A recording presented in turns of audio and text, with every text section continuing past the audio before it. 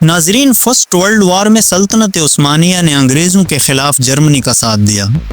چونکہ ہندوستان کے مسلمانوں کی ہمدردیاں سلطنت عثمانیہ کے ساتھ تھیں، اس لیے ہندوستان کے علاقے وزیرستان سے تعلق رکھنے والے جنگجو لیڈر حاجی صاحب آف تورنگزئی نے بھی ہندوستان میں انگریزوں کے خلاف بغاوت کا اعلان کر دیا۔ فرسٹ ورلڈ وار 1918 میں اس طرح ختم ہوئی کہ انگریز جیت گئے اور جرمنی اپنے اتحادیوں سمیت یعنی سلطنت عثمانیہ سمیت ہار گیا۔ فرسٹ ورلڈ وار کے ایک سال بعد یعنی 1919 میں انگریزوں نے ہندوستان میں رولیٹ ایکٹ بنایا، جس کے تحت کسی بھی ہندوستانی کو بغاوت کا شک ہونے پر 2 سال تک بغیر کسی مقدمے کے قید رکھا جا سکتا تھا۔ پورے ہندوستان میں اس ایکٹ کے خلاف مظاہرے شروع ہو گئے۔ صوبہ خیبر پختونخوا جو اس وقت صوبہ سرحد کہلاتا تھا، اس میں بھی جلسے جلوس ہونے شروع ہو گئے۔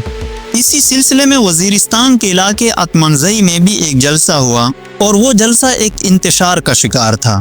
اس میں کوئی ڈسپلن نہیں تھا، ہر طرف ہلچل مچی ہوئی تھی کہ اسی دوران ایک 29 سالہ نوجوان آگے بڑھا اور اس نے دہائی دینا شروع کی کہ یار جلسے کا پریزیڈنٹ کسی بڑے آدمی کو یعنی بزرگ کو بنا دیا جائے تاکہ وہ جلسے کو اچھی طرح سے مینج کر سکے۔ لوگوں نے کہا کہ اگر ایسی بات ہے تو تم خود پریزیڈنٹ بن جاؤ اور یہ کر کے دکھا دو۔ یہ لمبی قد کا نوجوان سٹیج پر چڑھ گیا اور اس نے جلسے کا پریزیڈنٹ بن کر جلسہ اچھے سے مینج کر لیا۔ سرحد کے سادہ دل عوام بہت خوش ہوئے۔ وہ صدر کو بادشاہ کا ایک متبادل لفظ سمجھتے تھے، اس لیے وہ کہنے لگے کہ یہ شخص تو پشتونوں کا بادشاہ بن گیا۔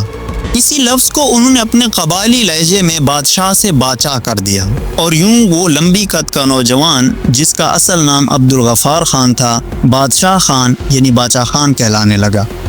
باچا خان 1890 میں چارسدہ کے ایک پسماندہ گاؤں اتمنزئی میں پیدا ہوئے۔ یہ علاقہ اس وقت صوبہ سرحد یعنی موجودہ خیبر پختونخوا کا حصہ تھا۔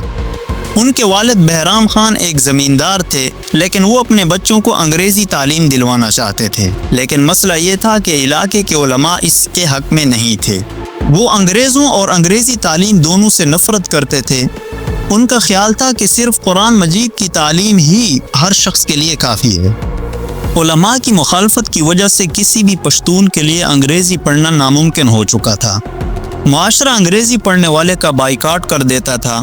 ایسے ماحول میں باچا خان کے والد نے اپنے بیٹوں کو ایک مشنری اسکول میں بھیجنے کا فیصلہ کیا۔ تب بھی علماء بہت ناراض ہوئے، لیکن بہرام خان کسی طرح انہیں یقین دلانے میں کامیاب ہو گیا کہ ان کے بیٹے انگریزی پڑھ کر مذہب سے دور نہیں ہوں گے۔ عبدالغفار خان اور ان کے بڑے بھائی عبدالجبار خان دونوں مدارس میں قرآن کی تعلیم حاصل کر چکے تھے، بلکہ عبدالغفار خان یعنی باچا خان کے بارے میں کہا جاتا ہے کہ اس نے قرآن حفظ بھی کیا ہوا تھا۔ 1910 تک باچا خان اپنی تعلیم مکمل کر کے اپنے گاؤں لوٹ آئے تھے۔ وہ اپنے والد کے ساتھ کھیتوں میں کام کرنے لگے۔ مشنری اسکول اور علی گڑھ کی تعلیم سے باچا خان یہ سمجھ گئے تھے کہ ان کی پشتون قوم باقی دنیا سے بہت پیچھے تھی۔ اس پسماندگی کی بڑی وجہ جہالت یعنی تعلیم سے دوری تھی۔ وہ کہتے ہیں کہ اسلام میں تو مرد اور عورت کے لیے تعلیم لازمی قرار دی گئی ہے، لیکن ہم پشتون لوگ وہ بدقسمت لوگ ہیں جنہیں اسلام کے نام پر علم سے محروم کر دیا گیا ہے۔ اس وجہ سے پشتون دنیا کی باقی قوموں سے پیچھے رہ گئے ہیں۔ دوستو، باچا خان کے علماء سے 2 قسم کے اختلافات تھے۔ ایک تو اس زمانے کے علماء انگریزی تعلیم کے بہت خلاف تھے، اور دوسرے وہ عربی اور فارسی کو پشتو زبان پر ترجیح دیتے تھے، اور ان 2 اختلافات نے باچا خان کو ملائیت سے دور کر دیا۔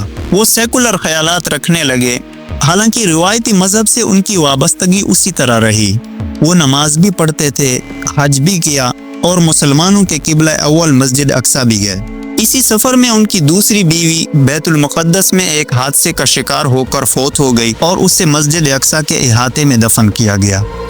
علی گڑھ سے لوٹ کر باچا خان نے اپنے گاؤں اتمنزئی میں ایک سکول قائم کیا، اور اس کے بعد پورے خیبر پختونخوا میں کئی مقامات پر ایسے سکول قائم کیے کہ ان کے سکولوں میں دنیاوی کے ساتھ دینی تعلیم بھی دی جاتی تھی، اور اس مذہبی تعلیم کا معیار عام عربی مدارس سے بہت بہتر تھا۔ اس وجہ سے مولانا حضرات بھی زیادہ اعتراض نہیں کر سکے۔ تاہم وہ باچا خان کی شخصیت پر تنقید کرتے تھے۔ ان کا ایک اعتراض تو یہ تھا کہ وہ داڑھی کیوں نہیں رکھتے۔